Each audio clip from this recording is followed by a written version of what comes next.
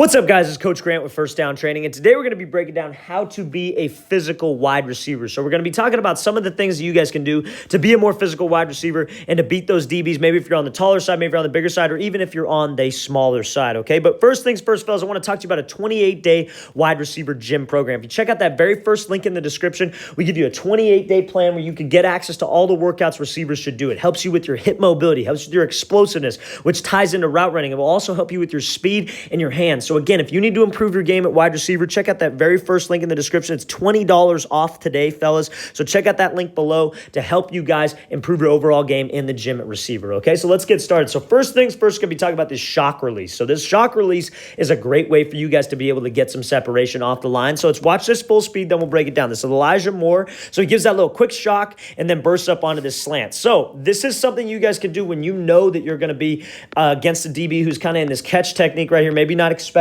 it, maybe you're just a quicker guy, or even when you're a bigger guy, you just know that you're stronger than this guy and more explosive than him. It's all about being able to just shock him. So you give him this little quick little jam, almost like a DB where you shoot your hips at him, right? But now here's the thing. You guys got to understand that when you lunge at him like this, you better make this happen. You better not let him punk you. You better not let him avoid. We got to make sure that we catch him by surprise. This is not something that we can do constantly throughout the game. We got to make sure that I go at this quickly. I got to use it maybe once or maybe twice, because you see how off balance he is right here. You see how he's lunging forward. All it takes would be a DB to step back, and then I'm off platform, I'm off balance. So we got to make sure that we execute this correctly. So the technique behind this, how you guys can be a physical receiver on this, is shooting from your hips, being able to get low. You see how the low man's always going to win. So I'm going to get low and drive from my hips. I drive from my hips. It's almost like a block. You try to keep as strong of a base as you can and keep those feet active and keep those feet moving. Really shoot up from your hips so you can knock him off this platform and you can kind of knock him on his butt here. And then we got to make sure that after I do that shock release, I don't quit on the play. I still get up to the depth of my route. I still am able to break this thing off and then catch this slant over the middle. That's a great job using that shock release by Moore. So let's watch this thing again, full speed one more time. So great shock release, get him off, and let's break this thing on this slant. Great route. So now we're going to be looking at this route from Terry McLaurin. I apologize that the clip is a little bit blurry, but I wanted to zoom in so you guys would be able to see this. So this is how you guys can run like a little 5-yard hitch route when we're in a situation where this DB is off. Okay, so when this DB is off, it's all. What do you think is important about this, right? So let's watch this thing full speed, then we'll break it down. So he kind of attacks his leverage, pushes up vertical, swats him off, and then makes this catch. So now, when this DB's inside shade, especially on the goal line, especially in the red zone, right? We're on like the 5 going in. He's not going to backpedal. He's not taught to backpedal. So what do we think we want to do here? We want to attack his leverage, right? We want to try to force him to make a decision. So McLaurin does a great job coming off the line and squaring him up and attacking this midline. So he comes off here. DB does a good job of squatting, but now what can we sell? We can sell fade. We want to try to get him to turn and run because he knows, again, I might have talked about this in the video that we made yesterday. We want to threaten this DB to where he's weak, right? Where he's vulnerable. So if he's inside shade on the goal line and we attack him and we square him up, we attack his midline and then I push up vertical, he knows because his feet are stopped, he does not want to get beat to the outside. Whole reason he's inside shade is so he could force him back to the outside. He doesn't want to give up the inside. So if I attack his leverage and I get him to be flat-footed, maybe he's sitting on kind of an inside breaking route, I give him a little head fake and burst up to the outside, that gets him to overcommit. That gets him to think, oh shit, I don't want to get beat to the back corner of the end zone, because that's his worst nightmare. He's inside shade, so he's vulnerable to the outside. So we want to attack that. We want to attack that position where I can force him to the outside. You see how he turns those hips and run, and what does McLaurin do? Again, that brings me into our tip that we're talking about. Second thing, how to be a physical wide receiver. You work that throw-by technique, right? So we get him to commit those hips, and this throw-by, that's why I spent so much time talking about the vertical stem of this. That throw-by only works if you get him to turn his hips and you get him to run with you. So if I get him to run with me, I get him to commit his hips, I can swat him by. And where you want to swat by is you see how he attacks the back of his elbow. He doesn't push his back. He doesn't extend. He swats the back of his elbow. Now, if we're down a little bit further downfield and he's maybe running stride for stride, another area you guys can attack, and I'll do this in blue because if it's red, is the back of his hip. You maybe want to swat him by at the back of his hip, and then like if you got to run a dig, you could just kind of slip underneath right here and then just run this route. But if you're running a hitch right here, back of that arm, because he's trying to get hands, trying to jam, back of the elbow is that point of control that's going to swat him off, especially especially when he has an extended arm. If he's got an extended arm like this, swatting with the back of that elbow right there is what can get him to commit those hips forward or get him off balance and get his hips to lock out. The goal is just to get his hips to lock out so this ball can be on time from the quarterback and we can make this play, okay? So that's important things when you're playing the receiver position, when you're working a swat by technique, is I got to be ready to stop on a dime. You got to swat the right points of control. You don't want to extend and push. You want to use his momentum, right? He's running this way. You want to use his momentum to kind of guide him front, but also at the same time, your hands want to be violent. You can't have soft hands. You can't be just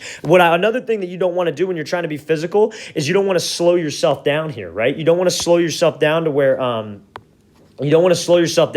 where you're right here and you start chopping your feet. You start chopping your feet. Maybe you raise your pad level up, then you try to swat him by. Because the second you slow down, again, what are we talking about? You got to sell vertical. You got to get him to believe that goal line fade. The second you slow yourself down, the second you start chopping your feet, that DB is going to start chopping his feet and is going to sit on this route. So I got to make sure that I drive, got to make sure that I run. I get him to commit his hips, and then I'm violent with my hands, and I swat him by, and I'm able to make this play. Great job by McLaurin right here. Let's watch this thing again, full speed. So he attacks him, pushes up vertical, swats him by, and sits right on this route. So now we're going to be looking at this route here from Alshon Jeffrey. So we're going to be talking about how off the line of scrimmage, right? So very first clip, we talked about the shock release, right? That's something you could do off the line. This third release, or this third clip we're going to be looking at here is how you can work your hand technique off the line to get some separation when you have moved this DB off his platform, okay? So let's watch this thing full speed. So you see how Jeffrey gives him a little move to the inside. He just shrugs underneath and rips those hands off. Gives him a little stutter, and then he's able to create some separation. The throw was obviously a little bit high, but at the end of the day, we were able to create some space, right? So now you see how Jeffrey gives some kind of move to the inside, gives him a little shake, gets Ramsey sitting to the inside, gets his weights on his inside leg, right? So we're trying to get a read on him, move him off that platform, and I want to take the outside release. Now, we know that if I could get Ramsey jumping to the outside, right? I could get him sitting here on this outside leg.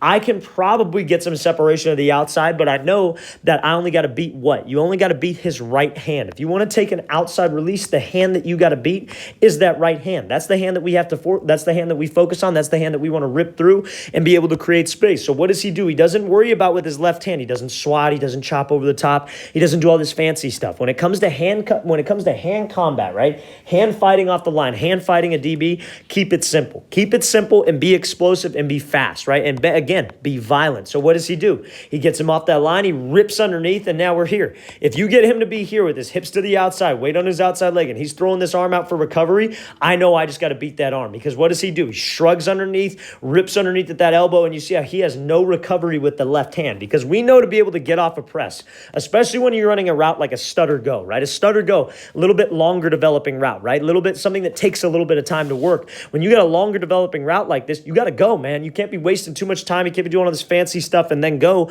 We got to give him something quick, swap back underneath, because that's how we keep timing. So what? Ramsey recovers with this left hand, if he even does, right? Let's say he recovers, say he gets hands. Fine, I got off a press. I keep timing. I trust myself at the top of the route to be able to get some separation. So you see how he runs here, gives that little stutter with his hips, gets Ramsey to sit down because he doesn't have hands. You being able to get hands off the line. I remember I did I was talking to a coach one time who did a coaching clinic at the University of Oregon, right? And he was saying that 70% of the time when the DB got hands on a receiver, the DB would win. And that's 7 out of 10 times DB's going to win if he gets hands. So you got to focus on getting those hands off. Got to be physical off the line of scrimmage to fight those hands so we could create some separation. Let's watch this thing again, full speed one more time. So he gives him this little move to the inside, pushes up vertical, and rip underneath. Know which hand we got to beat with the release that we want to take. Obviously, ball's a little overthrown there, but all in all, good route. Okay, guys, I really want to thank you for watching. I really appreciate it. Again, if you guys have any questions, leave those in the comments. And again, if you want to be a stronger, faster, more physical receiver, want to get a little bit bigger, put on a little bit more size, improve your hands, route running, check out that link in the description for a 28-day wide receiver gym plan. The specific exercise that you need to do as a receiver to be more explosive, to be just an overall better route runner and a better receiver. Hope to get you guys on that soon, and I will see you guys next time.